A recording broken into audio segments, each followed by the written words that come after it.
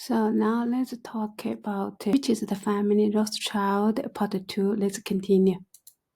Smuggling, as well as legal trading of important produce, such as wheat, cotton, colonial produce, and arms. Eventually, the Rothschilds began to diversify their investments, expanding into a wide range of areas, including coal, oil, real estate, and wine. This diversification strategy paid off and helped the family's assets grow significantly. Their networks spread far and wide and helped to facilitate the family's access to a wide range of markets and allowed them to capitalize on new opportunities. Meyer Rothschild's 5 sons also shared a unique business strategy that focused on investing heavily in the stock of companies during economic downturns. They were often ahead of the curve when it came to purchasing stocks or other investments, making sure they got the best returns possible. They were also known for their shrewd business acumen and often made deals that benefited themselves and their clients. Meyer Rothschild also used a strategy similar to royal intermarriage that was prevalent in those times. To successfully keep the fortune in the family, he arranged marriages of his sons, often to first or second cousins. This wasn't followed up by the subsequent generations for obvious reasons, so by the late 19th century, almost all Rothschilds had started to marry outside of the family. But these marriages weren't outside aristocracy or other financial dynasties. Their investments in transportation, communication, and energy networks changed the way people communicated and traveled. They were also involved in some of the world's most important business deals, such as the Suez Canal and the Union Pacific Railroad. Perhaps their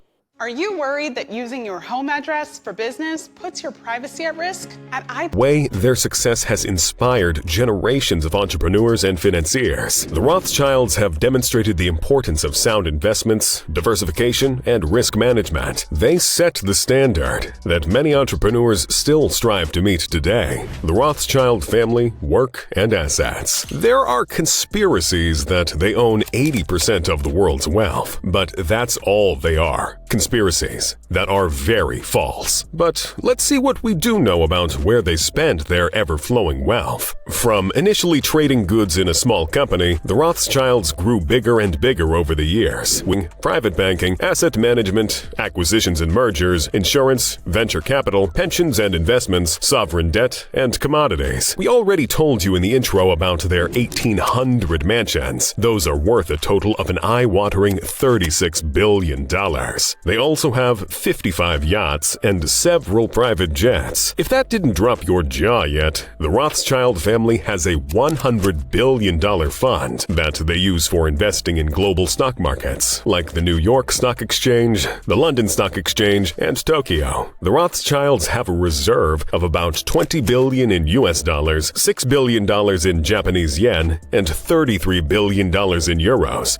Talk about diversity. What do they invest in that makes them richer and richer by the day? The most noteworthy stocks owned by the Rothschild family are Meta or Facebook, Amazon, Apple, Starbucks, Visa, Bloomberg, Bank of America, Qualcomm, Johnson & Johnson, Pfizer, Hewlett-Packard, Berkshire Hathaway, JP Morgan Chase, PepsiCo, and the list goes on and on and on. Most of those names have been right on top of their respective industries for decades, and by investing in these rock-solid companies, the Rothschilds surely know how to multiply their money and our aspirations. And when we're talking wealth and luxury, how can fine wine be left behind? It's not just the finance sector and banking that interests the Rothschilds. The family has also been in the winemaking industry for 160 years. They directly and indirectly control over 70% of total wine sold in Europe and have earned over $16 billion in the last year alone in wine sales. They own multiple vineyards in Italy, France, South America, South Africa, and Australia. The Rothschild family also supplies the wine for the Vatican for free. That's a good combination of novelty and nobility. Coming back to their interest in finance, the Rothschild family controls over 25 banks and investment companies around the world. The Rothschilds have equity investments in 8 out of 10 giants in the financial world. Their very own bank, N.M. Rothschild & Sons, which is an English investment bank, works on mergers and acquisitions. They also have a financial holding company, Paris Orléans S.A. The Rothschilds Rothschilds also own a leading private and investment bank, the Rabobank Group, in the Netherlands. So what happens when one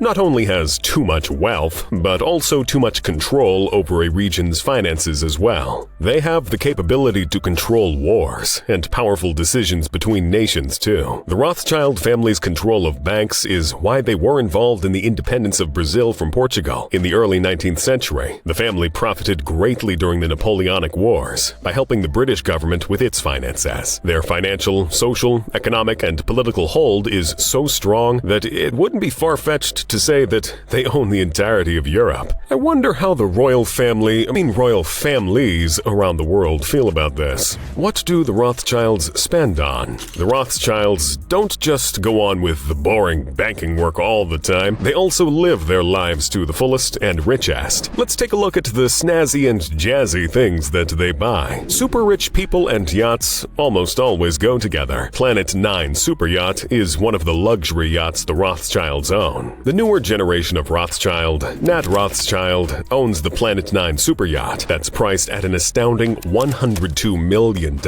It was built in 2018 and is 240 feet long, with state-of-the-art amenities, such as a helipad, beach club, and spa, with plush interiors designed by the best German interior designers. This luxury vessel can accommodate up to 16 guests and a 26-member crew. Nat Rothschild isn't always cruising through oceans, so what does he do with his yacht at other times? Leave it lonely at a port? Nope.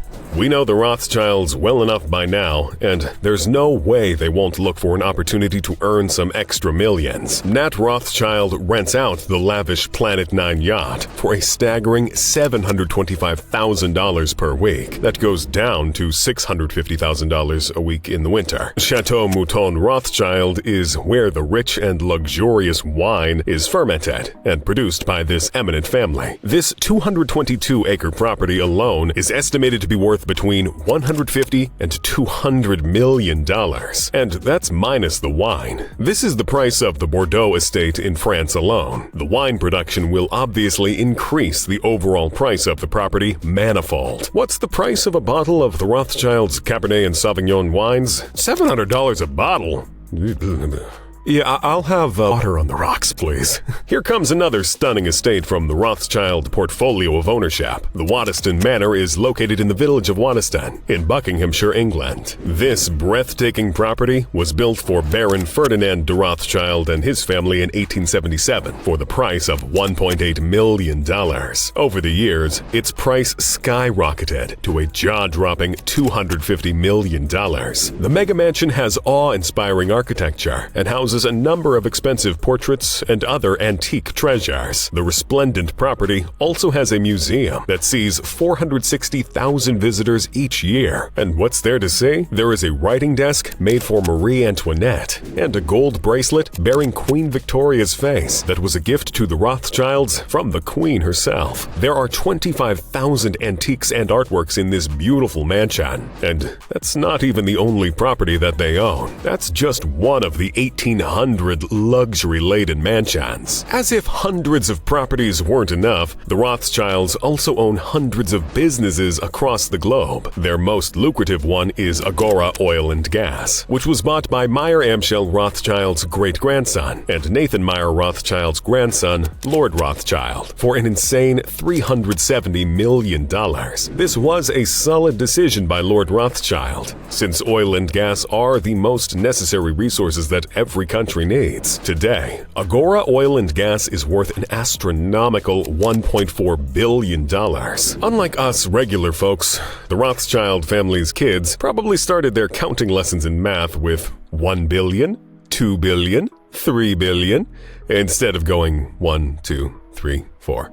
Just saying. And like many other rich people from around, and their taste is known to be quite impeccable. Apart from exquisite artifacts of gold and silver and stunningly crafted furniture, the Rothschilds have a huge variety of art collections. There are many vintage pieces too, that date back to the 16th and 17th centuries. How much art do the Rothschilds own? In terms of money, the royal art pieces and furniture in possession of the world's richest family are worth a startling $2 billion. The Rothschilds' art collection didn't didn't just attract Queen Victoria, but also attracted Adolf Hitler, who stole a few of their paintings while in France during World War II. The Rothschild family power. With immense wealth comes immense power, too. From strong political connections to control over economies, the Rothschilds have seen and done it all. While many have had their suspicions about how the family really amassed all this wealth, others believe it is truly a masterstroke of financial literacy and a knack for investing right that the family possesses. Let's take a look at how powerful the Rothschild family really is. Jacob Rothschild established the Rothschild Investment Trust, headquartered in the Spencer Building in London, to oversee the family's banking assets in England. The trust was called the RIT Capital Partners, and it's huge for a private entity. This plush establishment is adorned with antique furniture and has golden fixtures. This spectacular building alone is estimated to be worth $42 million. The Rothschilds are known to always invest in high-demand business projects that always seem to yield heavy returns. A large portion of their wealth is attributed to the amount of gold that they collect. Their Rio Tinto Mining Corporation is the second largest metal mining corporation in the world. Their companies have spread their roots far and wide, all across the globe, from Canada, America, and South America to Africa, Italy, China, and Australia. And all of these companies are worth $103 billion collectively. The Rothschilds know exactly what to go after when they're investing. The most essential resources for human and economic progress: oil, gas, and metals. And talking about power, how can we leave politicians behind? The Rothschilds have many of them in their pockets. After all, the family owns not one, but two large mining corporations. Here's how they multiplied some of their money. As per Reuters, in 2009, Nathaniel Rothschild bought $40 million worth of convertible bonds in Glencore. The Glencore Mining Company is worth $127.5 billion today. The Rothschilds also have 31 mining agencies operating in Australia alone, which makes them the biggest employers in Australia. With that kind of power and hold on economies, wealth, and even people, the Rothschilds don't have to do anything else except multiply their wealth for generations to come. But who really is the most successful Rothschild? There have been many generations, each with many, many children. Remember, they have to keep the family wealth within the circle, so who is the smartest one to be more successful than some others? Let's find out.